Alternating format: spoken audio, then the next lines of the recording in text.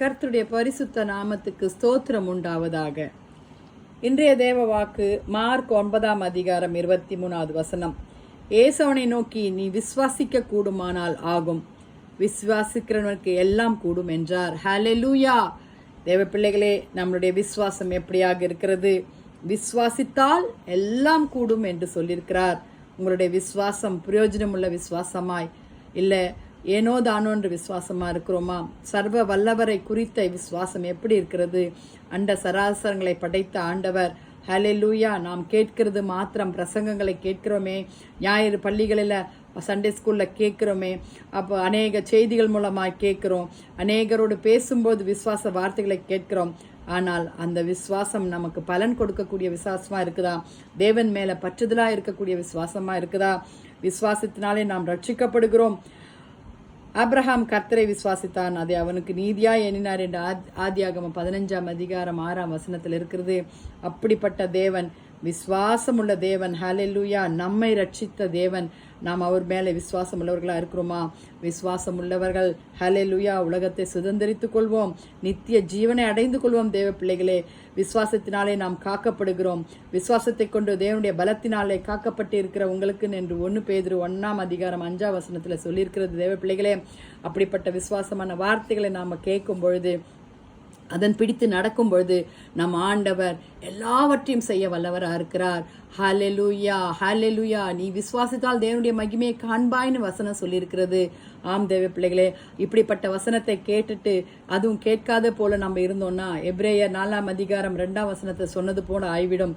ஏனெனில் சுவிசேஷம் அவர்களுக்கு அறிவிக்கப்பட்டது போல நமக்கும் அறிவிக்கப்பட்டது. கேட்டவர்கள் விசுவாசி அல்லாமல் கேட்டபடியினால் அவர்கள் கேட்ட வசனம் அவர்களுக்கு பிரயோஜனப்படவில்லை. ஹல்லேலூயா. நமக்கு பிரயோஜனப்படாதபடி இருக்கக்கூடாது. தேவ பிள்ளைகளே, வாலிப பிள்ளைகளே, ஏசப்பாவை முழு மனசோடு விசுவாசிங்க.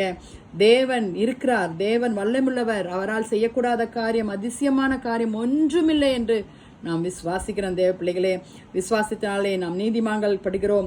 இவ்விதமாய் நான் விசுவாசத்தினால் நீதிமான்கள் பட்டிருக்கிறபடினால ரோமர்ல 5:11 சொல்லியிருக்குது. ஆம் தேவ பிள்ளைகளே, நாம் நீதிமான்களாய் ஹல்லேலூயா பரிசுத்தத்தினால காக்கப்படுகிறவர்களாய் இளைப்பாறுதல் அடைகிறவர்களாய் நாம் கர்த்தரிடத்தில் கேட்போமா? ஆண்டவரே, எங்களுக்கு விசுவாசத்தை தாங்க ஏசப்பா. எங்களோடு கூட நீங்க ஒவ்வொரு நாளும் கர்த்தாவே கிருபையால ஹல்லேலூயா எங்களை நடத்துங்கப்பா. சர்வ வல்லவர் நீர் ஒருவரே, பெரிய காரியங்களை செய்கிறவர் தேவன் நீங்க தான் ஏசப்பான்னு ஜெபிக்கலாமா? நீ விசுவாசிக்க கூடுமானால் ஆகும் என்ற வசனத்திற்கேற்ப ஆண்டவரே, எங்கள் வாழ்க்கையில ஒரு பொழுதும் அவிசுவாசம் மேலோங்கி வராதபடி அப்பா உம்மை நம்பி இருக்கிறோம் ஆண்டவரே, உம்மையே நாங்கள் நம்பி இருக்கிறோம் ஆண்டவரேன்னு கேட்போமா? விசுவாசத்தினால நீதிமான் பிழைப்பான்னு சொல்லியிருக்கிறீங்களப்பா. விசுவாசத்தினால தேவனுடைய பிள்ளைகளாய், இயேசு கிறிஸ்துவை பற்றும் பிள்ளைகளாய் நாங்கள் உம்முடைய புத்திரர்களாய் இருக்க வாஞ்சிக்கிறோம் ஆண்டவரே. ஹல்லேலூயா. கடுகு விதை அளவும் விசுவாசம் இருந்தால் நீங்கள் இந்த மலையை பார்த்து அவ்விடம் புறப்பட்டு போன்று சொன்ன வசனத்தின்படி ஆண்டவரே அப்பா எங்களை கத்தாவே மத்தேயு 17:20 சொல்லியிருக்கிறாரு. கடுகு எவ்வளவு சின்னது ஆண்டு கிட்ட கேட்போமா? வாலிப பிள்ளைகளே, விசுவாசத்தோடு தேவனை தேடுங்கள். கிருபையுள்ள கர்த்தாவே, இந்த காலை வேலைக்காய் நன்றியோடு துதிக்கிறோம், ஸ்தோத்திரிக்கிறோம் அப்பா. ஆமாண்டவரே, விசுவாசத்தினால் தேவனுடைய மகிமையை காணத்தக்கதாய் எங்களுடைய ஒவ்வொருவருடைய விசுவாசத்தை புதுப்பியுங்க கர்த்தாவே. தேவைகளை சந்திங்க ஆண்டவரே, தோல்விகளை ஜெயமாய் மாற்றுங்கப்பா. புதிய வருடத்தில் நாங்கள் காலடித்து வைக்க போறோம் சுவாமி. எங்களை நடத்துங்க. வியாதிஸ்தர்கள், சுகவீனர்கள், கர்த்தாவே திக்கற்றவர்கள், ஏழைகள், கர்த்தாவே யாவரையும் நினைத்து பார்க்கிறோம் சுவாமி. இந்திய தேசத்தை ரட்சித்துக் கொள்ளுங்க.